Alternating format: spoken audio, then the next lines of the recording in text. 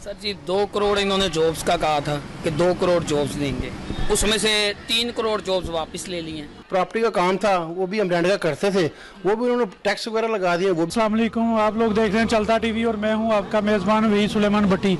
अभी हम मौजूद हैं लाहौर के इलाके टाउनशिप में, जहां पे बहुत ही मशहूर बिजनेसमैन राना एसएम साहब मौजूद हैं हमारे साथ। इनसे पूछते हैं कि बिज़नेस के सिलसिले में इनको प्रॉपर्टी के हवाले से क्या क्या मुश्किलात आ रही हैं, जो इनका बिज़नेस कैसा चल रहा है, सही चल रहा है, नहीं चल रहा है, इसके बारे में इनसे बातचीत करेंगे। जी अस्सलाम वालेकुम। वालेकुम सलाम सर। क्या नाम है आपका? मोहम्मद एहसन।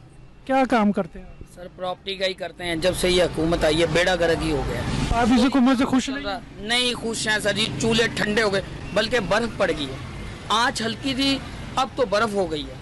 अब क्या करें इस हुकूमत का, क्या करें हर चीज़ में। ये हुकूमत आई तो कोरोना आ गया। नहीं, अब तो सुनने में आया कि प्रॉपर्टी का रेट काफ़ी ज़्यादा हो गया हुआ है। सर प्रॉपर्टी का रेट तो ज़्यादा हो गया, लेकिन एक्चुअली सर टैक्सेस इतने लगा दिए इन्होंने कि एलडीए जाए वहाँ पे कोई काम नहीं होता, ना कोई बिजनेस हो रहा, ना बिजनेसमैनों के ऊपर टैक्स लगाए जा रहे हैं। ऊपर से एक और कानून इन्होंने बना दिया है कि एफडीआर में सारे जितने डीलर्स हैं उन पे टैक्स लगेगा। सर ये कहाँ का वो है कि रिलीफ देना चाहिए ताकि हमारी मार्केट ग्रो करे।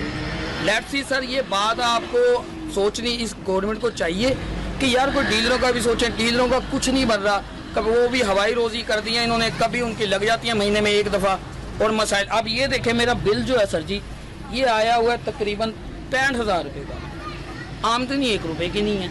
अब ये सर इस हुकूमत को बद्दुआएं ना दे तो क्या करें? ये देखें सर, ये देखें सर,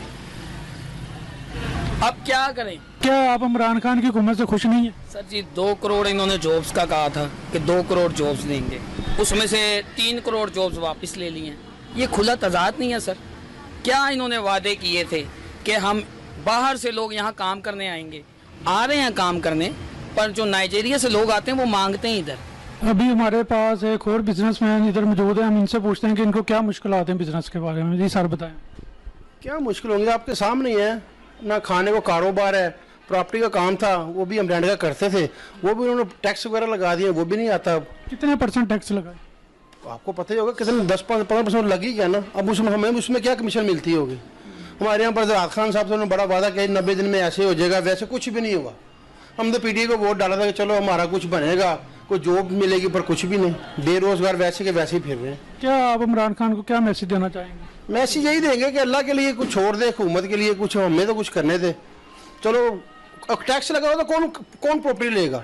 कोई बंदा बैंक में पैसे नहीं जमा करवाता, कैश करवाएगा उसको भी पड़ता है, जो ले जाएगा उसको भी पड़ता है।